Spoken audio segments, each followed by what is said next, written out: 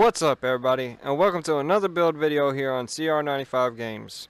Today we're going to be taking a look at a melee weapon, the Graham Prime.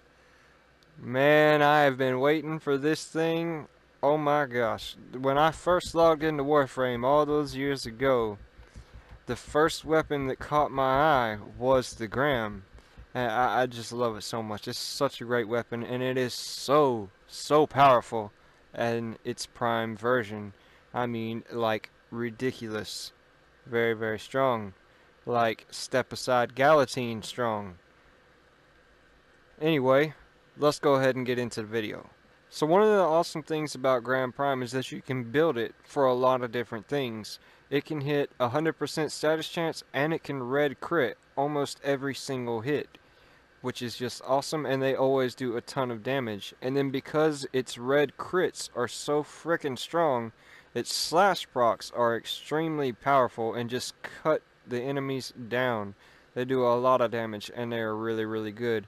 And that's what sets this apart from the Galatine Prime, is its powerful red crits make for very powerful slash procs and other procs, which then take enemies down a lot faster. Even if you're not actually directly hitting them at that time, they're still dying really quickly at really high levels because of those procs being so strong. So what we have on this build is Cleaving Whirlwind in our stance, Prime Pressure Point for damage, Prime Reach for range, Blood Rush for critical chance of combo multiplier, Prime Fury for attack speed, Drifting Contact for combo duration and status chance, Voltic Strike, Electricity status chance, Virulent Scourge, Toxin status chance to give us corrosive damage for the Grenier, and Sacrificial Steel for critical chance. So using using True Steel and Blood Rush will get you red crits, but you won't be getting red crits almost pretty much every damage number you have. You'll be getting a lot of them, but not all of them. But with Sacrificial Steel, almost every single hit you put in at 2.5 combo multiplier is going to red crit, and it's going to be really strong. So Sacrificial Steel is the better way to go, even though it's going to take up more mod capacity. And with Drifting Contact, I put an extra forma in here to do more experimenting to see what really did the most damage. But just running this build and using Drifting Contact, I don't think you'll need a forma. You might not need one at all. You might just need an Auric and Catalyst, and you'll be good to go. So let's go take a look at what this build can do. To get the most damage out of this build, you want to use the Broken Bull combo for the Cleaving Whirlwind stance. As you can see, we just took out 8 level 155 heavy gunners right there, no problem, and they're going to start going down even faster once you get your 2.5 combo multiplier like this. As you can see, it doesn't take much. They're down like nothing. It's pretty great. But this is really the weakest of the builds that I'm going to show you. We're about to get into some even stronger ones, so let's go do that. So this one is really going to be your strongest build. What we did from the other one is we switched out our Prime Reach for Condition Overload, Prime Fury for Berserker, and Drifting Contact for Organ Shatter. So this means you don't have any extra combo duration. So the next best thing to have is going to be Naramon focus using Power Spike, which will make it so your combo counter decays every couple seconds, and it takes a lot longer for you to lose your combo counter. But even without it, you still get your red crits back pretty quickly, and this is the one that's really going to be putting out tons and tons of damage, but you've lost that extra little bit of reach you have. So whenever you're spinning around, you're only going to be killing enemies that you're actually touching instead of ones further away in the 360 degrees you have to attack in. But let's go look at the damage anyway.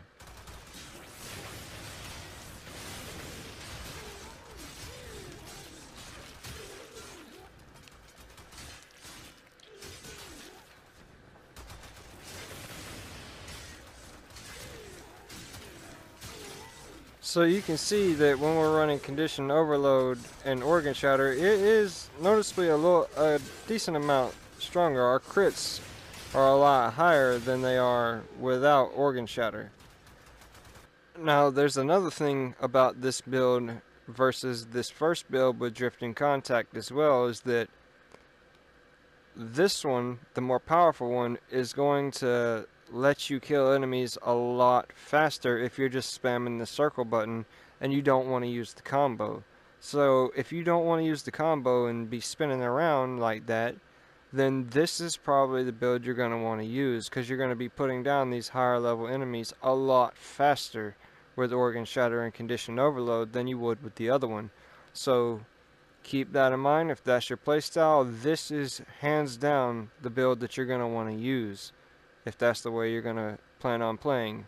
But you are always going to get more damage using Cleaving Whirlwind and kill all the enemies around you a lot faster using the Cleaving Whirlwind combo rather than just spamming the circle button.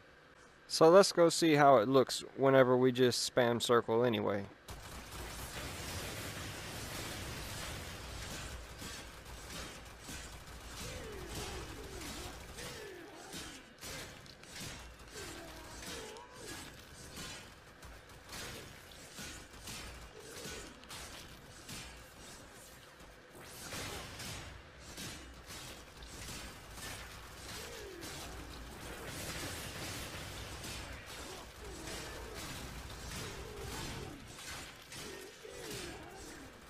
Still plenty strong, but we would have killed that whole group with a 2.5 multiplier in just one swing on our build with Prime Reach, and that's all it would have taken, and we would have been on our way to the next group.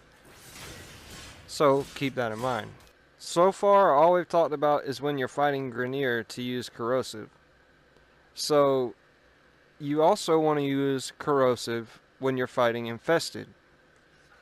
But when you're fighting Corpus, you're going to want to take Voltic Strike and switch it out for Vicious Frost, that's the one, and you'll get viral damage, which this is going to allow you to take out the Corpus much faster than you would with any other damage type. Let's go see what it does to him.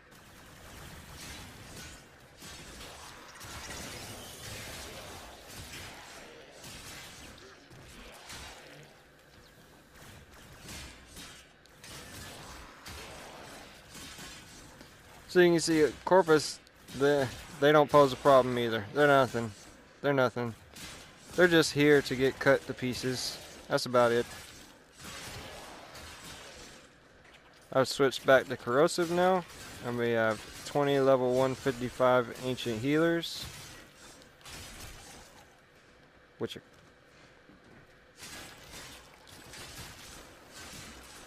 and of course, the Infested don't stand a chance either. They're down like nothing, no problem. Oh, look at you hiding. Shouldn't have come out, buddy.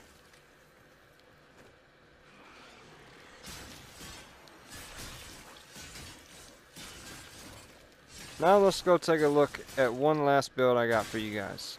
Finally, the crit status build. So we have a 100% status chance here and 32% critical chance. So we won't be getting red crits, but we still will be getting orange crits, and pretty much only orange crits. So we have Prime Pressure Point for damage, Condition Overload for damage, Blood Rush for critical chance, Berserker for attack speed, and all 4 dual stat mods. When you're fighting Grenier and Infested, you want to run Corrosive and Blast. When fighting Corpus, run Viral and Radiation. Let's see what it can do.